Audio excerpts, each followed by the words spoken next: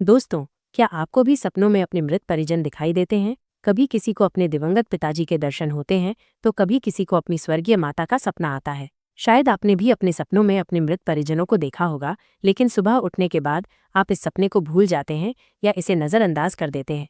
क्या आपने कभी सोचा है कि ऐसा सपना क्यों आता है? इसका क्या मतलब हो सकता है? दरअसल, सपनों में मृत परिजनों का दिखना कोई साधारण बात नहीं होती। इसके पीछे कुछ गहरे रहस्य होते हैं, जिनका उल्लेख हमारे प्राचीन ग्रंथों और पुराणों में किया गया है। आज हम आपको उन्हीं संकेतों के बारे में बताएंगे, ताकि आप समझ सकें कि सपनों में मृत परिजनों को देखने का क्या अर्थ होता है। इस विषय पर एक महत्वपूर्ण कथा भी है, जो पितृपक्ष में बहुत सुनी जाती है। इस कथा को सुनने से आपको इस रहस्य का सही अर्थ समझ में आ जाएगा। इसलिए इस कहानी को पूरा सुनिए, क्योंकि अधूरी जानकारी कई बार हानिकारक हो सकती है। कथा इस प्रकार है। एक बार देवर्षि नारद यमराज से मिलने यमलोक गए। यमराज ने उनका आदरपूर्वक स्वागत किया और प्रणाम कर पूछा, हे देवर्षि, आज यमलोक में आने का क्या कारण है? क्या कोई विशेष समाचार लेकर आए हैं? नारद जी बोले, हे यमराज, आप मृत्यु और न्याय के देवता हैं। आप तीनों लोकों के जीवित और मृत प्राणियों का लेखा जोखा रखते हैं। मुझे कुछ शंकाएं हैं, जिन्हें दूर करने के लिए मैं आपके पास आया हूँ। यमराज बोले, हे देवर्षि, आप सत्य कह रहे हैं। मैं सभी प्राणियों का लेखा जोखा रखता हूँ, लेकिन आपके मन की बात जानना मेरे लिए भी संभव नहीं है। फिर भी यदि आप मुझसे कुछ पूछना चाहते हैं, तो निसंकोच पूछें। मैं अपने सामर्थ्य के अनुसार उत्तर दूंगा। नारद जी ने पूछा, मैं पृथ्वी लोक का भ्रमण करके आया हूँ। वहां मैंने पिशाच, प्रेत, चुड़ैल और कई प्रकार की दुष्ट शक्तियां देखी हैं, जो मनुष्यों को परेशान करती हैं। वे ऐसा क्यों करती हैं? इसके अलावा कई मनुष्यों को सपने में अपने मृत परिजन दिखाई देते हैं। इसका क्या अर्थ होता है? इससे हमें कौन से संकेत मिलते हैं? नारद जी के इन प्रश्नों को सुनकर यमराज बोले, हे देवर्षि, आपने बहुत महत्वपूर्ण प्रश्न पूछे हैं। मैं आपको इनके उत्तर अवश्य दूंगा, लेकिन पहले मैं आपको एक महत्वपूर्ण कथा सुनाता हूँ। इस कथा को सुनने से आपको अपने सभी प्रश्नों के उत्तर मिल जाएंगे। यमराज ने कथा सुनानी शुरू की। एक समय की बात है, मध्य देश में एक सुंदर नगर था, जहाँ एक सेठ अपने 4 भाइयों के साथ रहता था। उसका नाम धर्मन था और उसके भाई थे सुमन, नंदन, विरचन और विभान। सेठ बहुत धनी था और उसका व्यापार बहुत अच्छा चलता था। उसे अपनी यह संपत्ति अपने पूर्वजों से विरासत में मिली थी। एल सेठ के पूर्वज बहुत दयालु और धार्मिक प्रवृत्ति के थे। वे हमेशा दान पुण्य करते थे, यज्ञ और हवन करवाते थे तथा जरूरतमंदों की सहायता करते थे। लेकिन सेठ धर्मन बिल्कुल अलग स्वभाव का था। वह बहुत कंजूस था और कभी किसी को दान नहीं देता था। नहीं उसने कभी अपने पूर्वजों की तरह धार्मिक कार्य किए। समय बीतता गया और पितृपक्ष आ गया।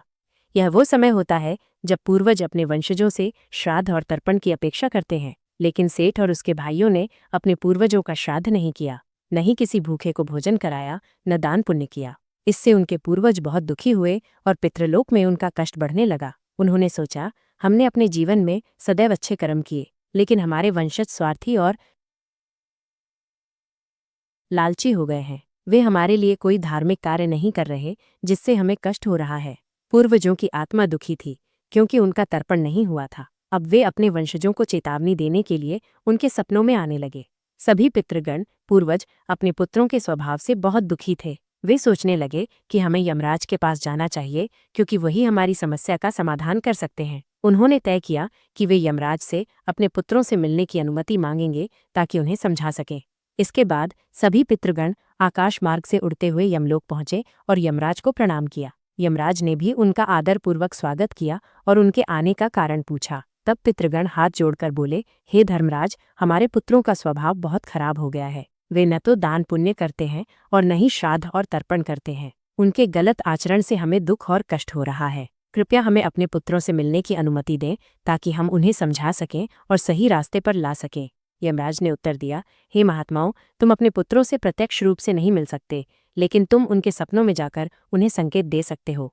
सभी पितृगण इस बात से सहमत हो गए और एक एक करके अपने पुत्रों के सपनों में जाकर उन्हें दर्शन देने लगे। सबसे पहले उन्होंने अपने बड़े पुत्र सेठ धर्मन के सपने में आकर संकेत दिए, लेकिन वह सेठ इसे समझ नहीं पाया और सुबह उठकर सपने को भूल गया। उसके बाद पितृगण अन्य पुत्रों के सपनों में भी गए और उन्हें संकेत दिए, लेकिन कोई भी पुत्र उन संकेतों को समझ नहीं पाया। सेठ और उसके भाई धन कमाने के लालच में इतने अंधे हो गए थे कि उन्होंने अपने पूर्वजों के दिए गए संकेतों को नज़रअंदाज कर दिया। लेकिन कुछ ही दिनों बाद सेठ के व्यापार में भारी नुकसान होने लगा। उसकी पूरी संपत्ति नष्ट हो गई, भाइयों में झगड़े शुरू हो गए और अंततः सभी भाई अलग हो गए। पितृलोक में यह सब देखकर पितृगण बहुत दुखी हुए। वे फिर से यमराज के पास गए और बोले, हे धर्मराज, हम अपने पुत्रों की ऐसी दुर्दशा नहीं देख सकते। उन्होंने हमारे सारे पुण्य कर्मों को नष्ट कर दिया है। कृपया कोई ऐसा उपाय करें जिससे उन्हें अपनी गलती का एहसास हो। यमराज बोले, हे महात्माओं, मैं तुम्हारी पीड़ा को समझता हूँ और अवश्य ही तुम्हारी सहायता करूंगा। मैं स्वयं जाकर तुम्हारे पुत्रों को उनकी भूल के बारे में बताऊंगा। इसके बाद यमराज अपने भैंसे पर सवार होकर पृथ्वी लोक पहुंचे और सेठ के घर की ओर चल दिए। जैसे ही वे सेठ घर के पास पहुंचे, उन्होंने एक साधु का रूप धारण कर लिया। सेठ बहुत बीमार था। यमराज, जो अब साधु के रूप में थे, सेठ के दरवाजे पर जाकर बोले, भिक्षा दो, भिक्षा दो, क्या कोई है जो मुझे भोजन दे सके? सेठ की पत्नी सुनंदा साधु को देखकर बोली, पधारिए साधु महाराज, आपका स्वागत है। बताइए, मैं आपकी क्या सहायता कर सकती हूँ? साधु रूपी यमराज बोले, हे देवी, मैं भूखा हूँ और यात्रा पर निकला हूँ। यदि कुछ भोजन मिल जाए तो बड़ी कृपा होगी। सुनंदा बोली, ठीक है महाराज, आप रुको, मैं आपके लिए भोजन लेकर आती हूँ। लेकिन साधु यमराज ने देखा कि सुनंदा के चेहरे पर उदासी थी। वे बोले, हे पुत्री, तुम्हारे चेहरे पर दुख दिख रहा है। यदि कोई गुप्त बात न हो तो मुझे बताओ, तुम्हारे दुख का क्या कारण है? सुनंदा बोली, हे साधु महाराज, आप सही कह रहे हैं। पहले हम बहुत धनवान और सुखी थे। मेरे पति और उनके भाई मिलकर रहते थे, लेकिन फिर अचानक। सेठ की पत्नी सुनंदा ने साधु यमराज से कहा, हे साधु महाराज, पहले हम बहुत अमीर थे, लेकिन अचानक हमारा सारा व्यापार खत्म हो गया और हम गरीब हो गए। कृपया बताइए, यह किस कारण से हुआ? साधु ने उत्तर दिया, हे पुत्री, तुम्हारे घर में पितृदोष है। इसी कारण से पति की ये हालत हुई है। उनके कर्मों की वजह से उनके पूर्वज नाराज हो गए हैं। ये सुनकर सेठ स्वयं वहां आया और साधु से पूछने लगा, हे साधु महाराज, कृपया मुझे बताइए, मैंने ऐसा कौन सा पाप किया है जिसकी वजह से मेरा सब कुछ खत्म हो गया? मेरे भाई भी मुझे छोड़कर चले गए और मैं बीमार पड़ गया। साधु बोले, हे पुत्र, तुमने अपने पूर्वजों को नाराज किया है। तुम्हारे पूर्वजों ने जो संपत्ति और पुण्य कमाए थे, उन्हें तुमने और तुम्हारे भाइयों ने नष्ट कर दिया। इसी कारण से तुम्हारी ये दशा हुई है। तुमने अपने पूर्वजों का श्राद्ध और तर्पण नहीं किया, इसलिए वे तुमसे रुष्ट हो गए हैं।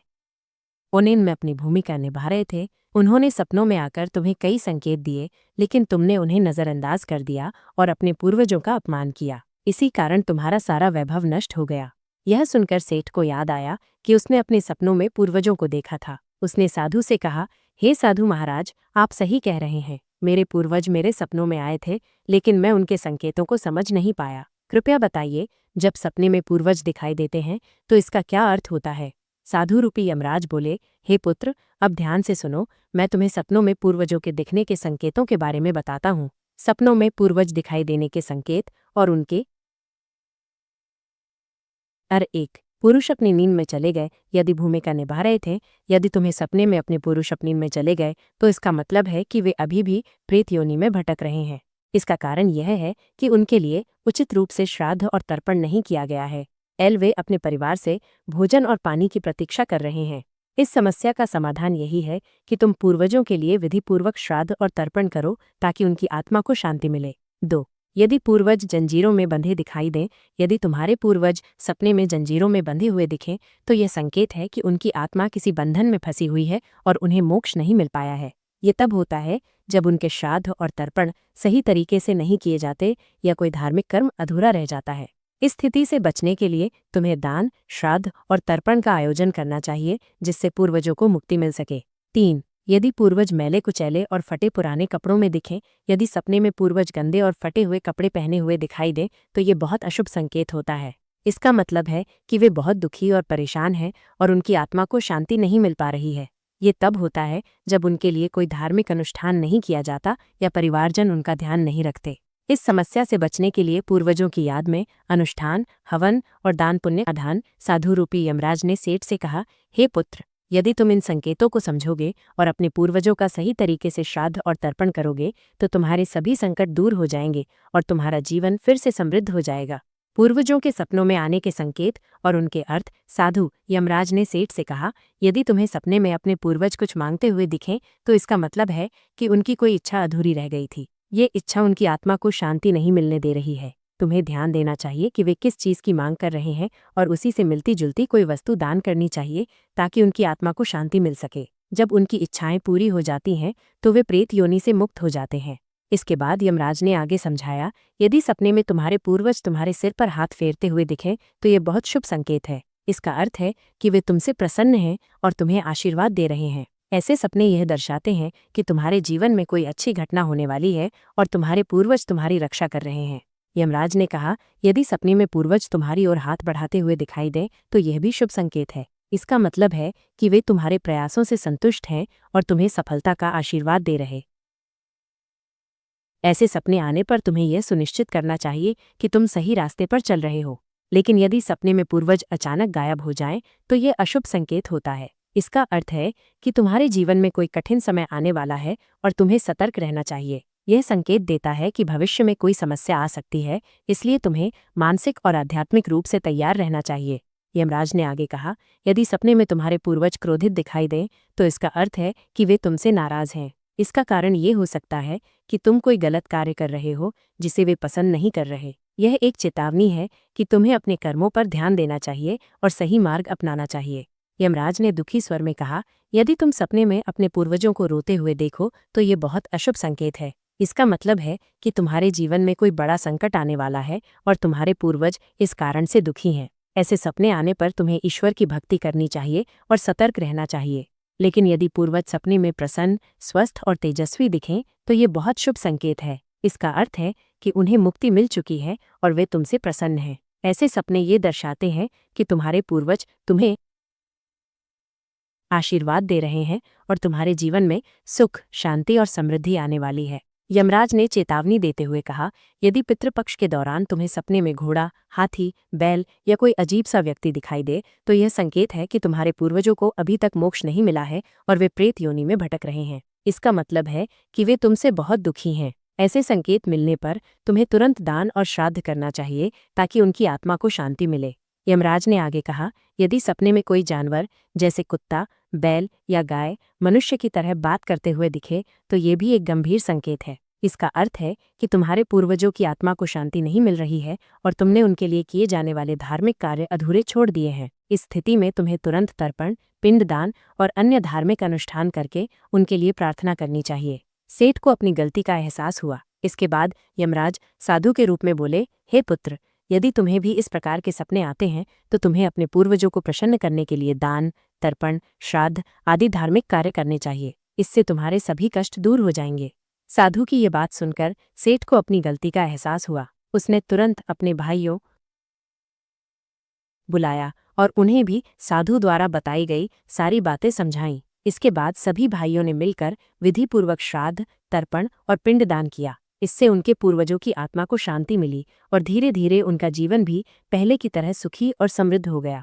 सेठ और उसके भाइयों को समझ आ जाता है कि उनके पूर्वज सपनों में आकर उन्हें संकेत दे रहे थे। फिर वे सभी भाई मिलकर नदी के तट पर जाते हैं और अपने पूर्वजों के लिए श्राद्ध, तर्पण, दान पुण्य और धार्मिक अनुष्ठान करते हैं। इससे उनके पूर्वज संतुष्ट हो जाते हैं। कुछ समय बाद उनके पूर्वज फिर से उनके सपनों में आते हैं और इस बार शुभ संकेत देते हैं। इन संकेतों के बाद सभी भाइयों का जीवन खुशियों से भर जाता है। उनकी सभी बीमारियां और समस्याएं समाप्त हो जाती हैं। वे फिर से एकजुट होकर रहने लगते हैं और खूब तरक्की करते हैं। यमराज ने नारद जी से कहा, हे देवर्षि, जब मनुष्य के पूर्वज संतुष्ट हो जाते हैं तो वे उसे कई शुभ संकेत देते हैं। अब मैं तुम्हें उन शुभ संकेतों के बारे में बताता हूँ। शुभ संकेत और उनके अर्थ। 1. सिर पर हाथ फेरना। यदि सपने में पूर्वज किसी व्यक्ति के सिर पर हाथ फेरते हैं तो ये बहुत शुभ संकेत होता है। इसका मतलब है कि वे बहुत प्रसन्न हैं और आशीर्वाद दे रहे हैं। ये व्यक्ति वापस मिल जाती है। वे फिर से मिलजुल कर रहने लगते हैं और 100 वर्षों तक सुखपूर्वक जीवन बिताते हैं। जब उनकी मृत्यु होती है तो वे दिव्य विमान में बैठकर पितृलोक चले जाते हैं। तो दोस्तों, यमराज ने नारद जी को यह कथा सुनाई और पितरों के द्वारा दिए जाने वाले शुभ संकेतों के बारे में बताया। आपको ये कहानी कैसी लगी? कमेंट करके जरूर बताएं।